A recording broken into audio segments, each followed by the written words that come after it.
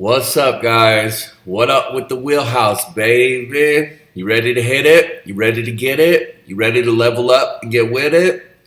Well, we got to charge those batteries, get the money printer out. I'm going to teach you guys a couple new things.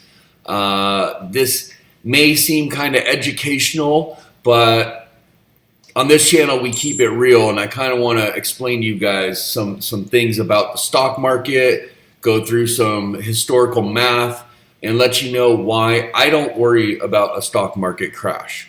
Okay, so I wanted to talk to you guys about a couple things, and I kind of wanted to explain just a few things to you. All right, so since the 1900s, there's been 29 bear markets, okay? And during that time, each bear market showed up about every 3.5 years. This is on average, and these are historical facts, okay? Those bear markets took about 1.7 years to decline and another 1.9 years to come back up to even. That's on average. Some have taken much longer, some have been far shorter, of course. That's the average. Now, the reason that I don't just buy and hold forever, I always go into a trade looking at fundamentals. I always go into a trade looking at good technical entries and look at the company and the catalyst, don't get me wrong, and my hope is to hold for a long, long time, but I'm not an idiot, okay? And neither are these huge institutions or these money managers, okay? They do sell, and they do protect their capital. Believe me, anybody that says, I'm gonna buy and hold forever, they're pretty much a straight idiot, okay? If you were to hold Microsoft and Intel at the dot-com bubble, it took you 10 years to get 1/3 of your money back, 10 years after the dot-com bubble. If you were to buy and hold at the top of the market crash in 1929, it took you to the mid-50s, 25 years to get to even. Okay. You know, if you bought in 1964, it took you 18 years to get back to even, okay? And typically these bear markets that last 3.5 years, they dip 30%. But if it was 2001 through 2004 and you were buying and holding, you lost 50% of your money. And if it was 2007 through 2009, you lost 50% of your money, okay? I don't lose money, and the people that are joining my Discord and my courses, they're gonna learn how to not lose money. You're going to make good decisions on companies with fundamentals and catalysts and great companies. You're gonna buy great companies that we all talk about, don't get me wrong. What I'm talking about is to be smart. Okay, don't just buy the dip or just don't buy hype. And if you do and you catch a good run, that's wonderful, but you've got to protect your money, okay? And the reasons that I don't worry about a stock market crash is because I protect my money.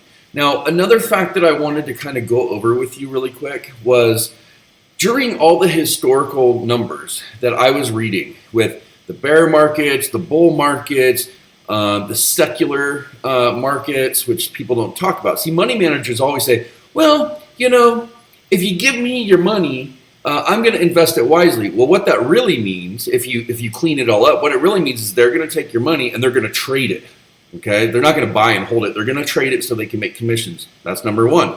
Number two, let's say you tell the money manager, no thanks, I'm going to do it myself. But what do you advise? Well, they're going to say buy and hold. They're going to say, well, if you waited, 20 years, and you put 10 grand in here in 20 years, this is what's going to happen. That's the uneducated, or they're educated and just like not helping you out really, because they know that a couple years after 20 years, there's a secular cycle, bear or bull, okay? And that's when things really change and really get ugly, okay? So you have to rotate with it, you have to protect inside of it, and you have to make smart decisions during it, okay? Period. Now, when I was doing this research, I realized that that if you were to buy and hold and you were to go up and come down and go up and go down and go up and go down, and maybe you went up a little bit more over time, which is great, that's what you want if you're a buy and hold strategist. However, only 24% of the time since the 1900s has the market actually had a net gain, okay, across all the days. Now, if that's the case, why would you have 100% of your money in 100% of the time? You wouldn't. You would do it like an astute, intelligent investor like I do. You would wait for momentum, and then you would buy into strength, and then you would set stop losses, and you would ladder up, and then if it falls, you get pulled out with your cash, and you collect money like Pac-Man eats pellets. This is why I just make money all the time. Like, I didn't even buy anything yesterday except some cryptos. But I made so much money this week, and I'll probably do it again next week, and the week after, and the week after. I just keep going up and up and up and up and up because I don't go through any of the damage. I don't have to. To me, that's just like ridiculous, you know? So now, when you are in a buy and hold type market, then I will go that route. But right now, we're not. We're in a trader's market. It's volatile. It's crazy. So you got to play the game the way the game is played. If you don't understand the rules, how are you ever going to win? You got these guys saying, oh, you have to buy and hold, but I'm from 1960. Well, that's cool, and there are times that you buy and hold, but this is not one of them, okay? This is not that time, because there is something big looming and coming, and it's going to show up in the Dow, believe me, all right? It's still stable right now, but it will come. It's due, all right? So have your head on a swivel. And, you know, you want to pay attention to the macros. And, you know, you definitely want to trade within the trend. Why fight the trend? If the trend is going up, let's just go look at this. Let's just go look at Tesla. Tesla's a great example right now of this. I love, this is a great chart, okay? So Tesla, okay. See the 200? It's above the 200. The 200 is going up. That is trending up. You want to buy when it's trending up. And then when you want to get a little bit more detailed, you want these blue ribbons to be trending up. That's the 20 through the 50. And they are. And if you want to get even tighter, you have the 5 to the 9 blue cloud, which they are. And if you really want to get technical, you wait for this, which happens at least once a year, for a stock to come down and test the 200. Go look at Visa. Go look at Disney. Go look at many of them in the Dow. They've tested the 200 recently. Facebook is below the 200 right now. That's why a lot of people are talking about buying Facebook, because it's a steal, right?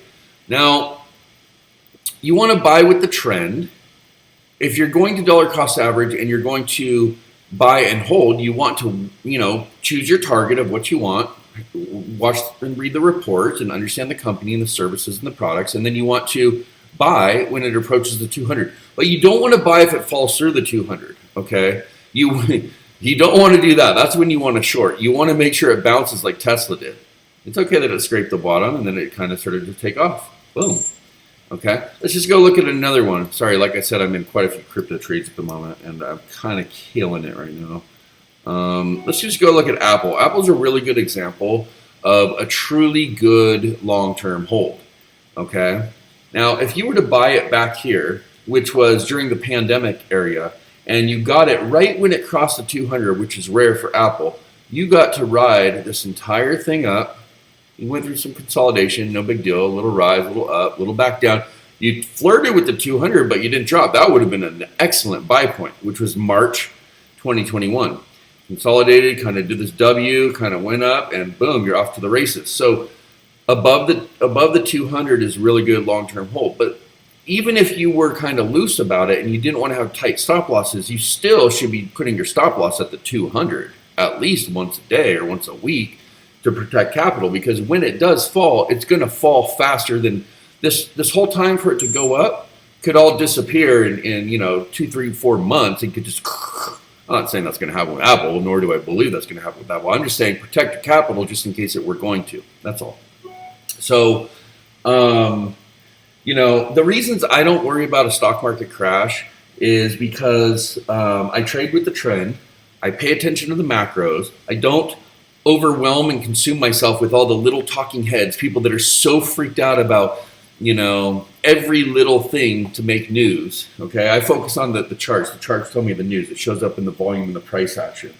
I do position sizing. So let's say I have $1 million, and I can use a maximum of 10% for 10 different stocks. I can have 100 grand times 10 maximum, Well, I study the company. I wait for the right entry, say on the 200 or the 50. I wait for the bounce. I buy in. I scale in on a trend reversal. I scale more in on a breakout. I scale more in on another breakout before I get it all in. If it gets rejected, I scale out and I move my stop up. I may buy in at the 50, and then when it crosses the 30, I leave it at the 50 on the stop. And then when it goes up to the 20, maybe I move it to the 30. And when it goes up to the 9, maybe I move it to the 20. And when it goes up to the 6, maybe I move it to the 9. And then I just ride the 9 every single day. And if it falls down, boom, I get all my money. All of it. Pac-Man, baby. Pac-Man. Green lights to the beach, baby. So, position sizing is good. Now, let's take it a step further. Let's say I use 10% on each trade. Well, I'm only allowed to lose 8% of the 10%. So I'm only allowed to lose a maximum of 8%. Now, if you're using really good companies, a good good technical entries, with good fundamentals, and you catch the bounce, well, you're going to have, let's go back to Tesla as an example. You're going to have the technical entries, which are going to take out pretty much almost all the problems, okay? So let's say you bought right here at 619.94 because you got all these touches, 1, 2, 3. So you waited for it to come down on the third time and you bought in. You bought 200 shares, okay, for 130 grand, let's just call it, okay? And then you set your stop right here, right below the 200, okay? That's low risk, okay? But that's high reward, okay? So that's like what you call a 20 to 1 as an example. So you risk $1 to make 20. That's smart. You're entering technically. You've chosen the company. You know the fundamentals are strong. You know their services, products, and catalysts. You find the support. You buy there when it bounces, not falls through. You put a stop and then you raise your stop up, up, up, up, up. And if it goes crazy, boom, it moves you to cash. That's why I don't worry about a stock market crash. I pay attention to the macros. I buy a good support. I take low risk, high reward. I understand that you only need to be in to make your gains 24% of the time, and I certainly am not going to buy and hold through a dramatic market event that lasts 3 years. I'm just not going to do it. That's for other people. That's you really think banks and institutions are going to hold through it all? No, they're going to sell because cash is king and liquidity is king. And what they're going to end up doing is they're going to take their money and they're going to put it into the next sector. Maybe that's real estate. Maybe that's banking and lending, or maybe that's some other investment that is the ground floor and has hit the bottom and is about to start leading the sectors, whatever it is. But they're not going to sit in it. And if you believe that, you're listening to the wrong people. Okay, it's just not how it works. Okay, take it from a guy with a lot of experience that was the CIO that has been a CEO of 3 global companies and is very wealthy. I'm just telling you guys, I'm being real with it. Like, you guys got to be smart. You got to enter technically. You got to look at fundamentals. You got to have a low risk, high reward. You got to move those stops up to protect capital. And you got to trade with the trend.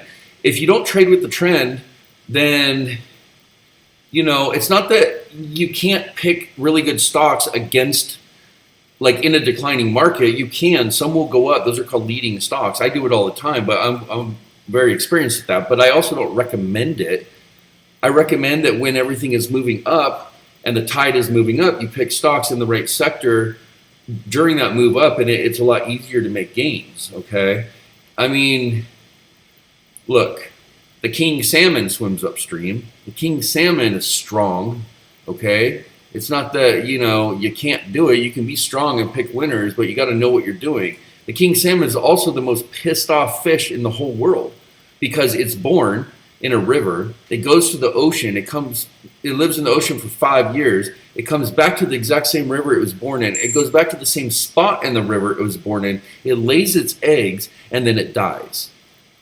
Yeah, it dies. It doesn't meet its parents. It doesn't meet its children. It's a very upset fish. Strong can swim upstream, and you can swim upstream and be strong, but you're going to be pretty pissed off if you're fighting against the trend and swimming upstream, and you end up getting sucked under the riptide. You know what I'm saying? So look, subscribe to this channel, like the video, select all. I'm gonna hook you guys up. I'm gonna make you guys Jedis. At some point, you're going to be able to read these charts so good that you can tell the future and you have a money printer and you can print as much money as you want. But we have to kind of clean up a lot of the toxic advice that's out there. I'm not saying buy and hold is bad. I think buy and hold on some like old school dividend stocks is wonderful, but I still am not going to take a 50% loss on a dividend that makes me 6% yield. I mean, that's just idiotic.